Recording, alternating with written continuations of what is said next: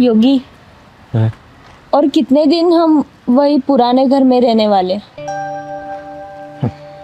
बस कुछ दिन और। पिछले 2 सालों से मैं यही सुनती आ रही हूँ। यू नो यार, 1 रूम किचन में प्राइवेसी का कितना इशू होता है। तुम्हारे मम्मी पापा के सामने मैं तुम्हें गले भी नहीं लगा सकती हूँ। ऐसे बाहर आना पड़ता है फिर हर बार। आई कैन अंडरस्टैंड, लेकिन हम दोनों की सैलरी में हम नया घर भी तो नहीं खरीद सकते। तो फिर हम लोन लेते हैं ना, ये घर बेचकर 1 BHK लेते हैं, जिससे तुम्हारे मम्मी पापा हमारे साथ रह पाएंगे। ठीक है, मैं पापा से बात करता हूँ। मुझे पता है तुम्हें कैसे खुश करना है।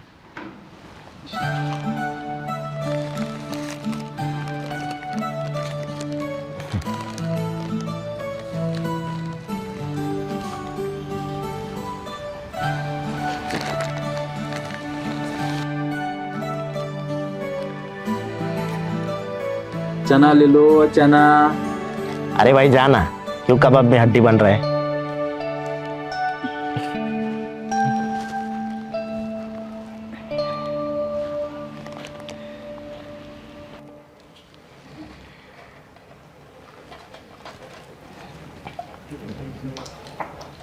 पापा, मुझे आपसे कुछ बात करनी थी।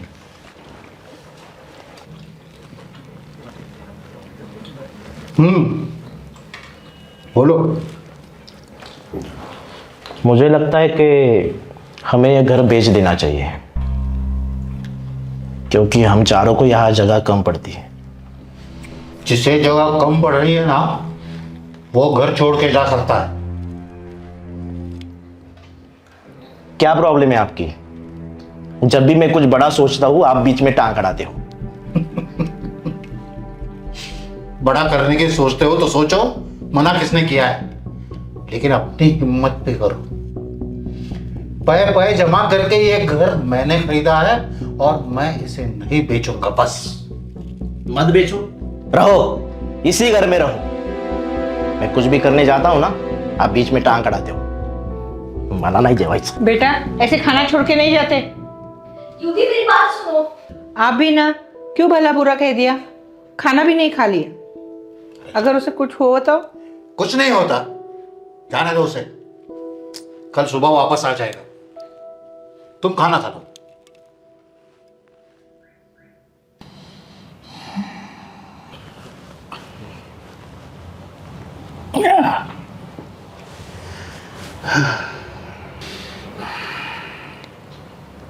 क्या हुआ?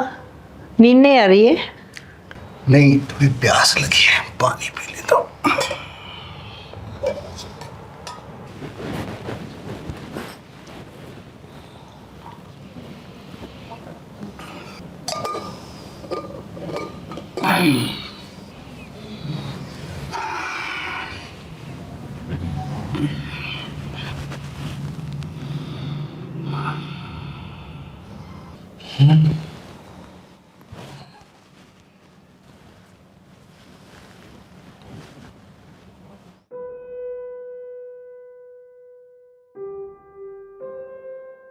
पानी पीने के बाद भी नींद नहीं आ रही है? मानते क्यों नहीं हो कि आपको आपके बेटे की याद सता रही है? क्या करूं? क्या सचमुच तुम्हें भी लगता है कि मैं उसके सपनों के बीच में टांग अड़ा रहा हूं? बिल्कुल नहीं, पर मैं एक बात आपको बताना चाहती हूँ। जब चिड़िया के बच्चे भी बड़े होते हैं तो उन्हें भी अपना घोंसला बनाना पड़ता है। देखो, कितनी यादें जुड़ी है हमारी इस घर से। याद है, इसी इसी कमरे में वो पैदा हुआ। बचपन में पूरी दीवारों को उसने ब्लैक बोर्ड बना के रखा था, और वहां खड़ा रह के शाम को मैं जब तक नहीं लौटता वो मेरी राह देखा करता था। सचमुच इन यादों का क्या करूं मैं? हमने अपनी यादें बनाई अब वक्त आ गया है उन्हें उनकी यादें बनाने का। सच कहती हो। ठीक है, देखते हैं।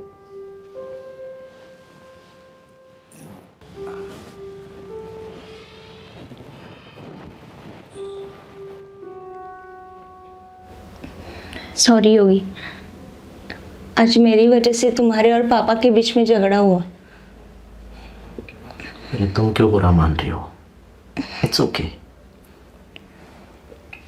वैसे पापा की बात तो भी सही है ना, उस घर में उनके कई सारे इमोशंस जुड़े हुए हैं, कई सारी यादें हैं, और हमारी वजह से उनकी कई सारी यादें हम कैसे मिटा सकते? सही नहीं है ना? आई एग्री, लेकिन कल जाकर ये घर मेरे नाम होने वाला है। फिर आज उसे बेचकर नया घर खरीदा तो क्या फर्क पड़ता है? वैसे मुझे एक बात पूछनी थी तुमसे। फर्स्ट डेट पर मैंने जो ग्रीटिंग दिया था वो भी है तुम्हारे पास? ये क्या बीच में पूछ रही हो? तुम जवाब दो यार। हाँ, और आखिरी सांस तक रहेगा। देखो, मैंने दिया हुआ ग्रीटिंग तुम्हारे लिए इतनी अहमियत रखता है, तो फिर सोचो उनके लिए वो घर कितनी अहमियत रखता होगा।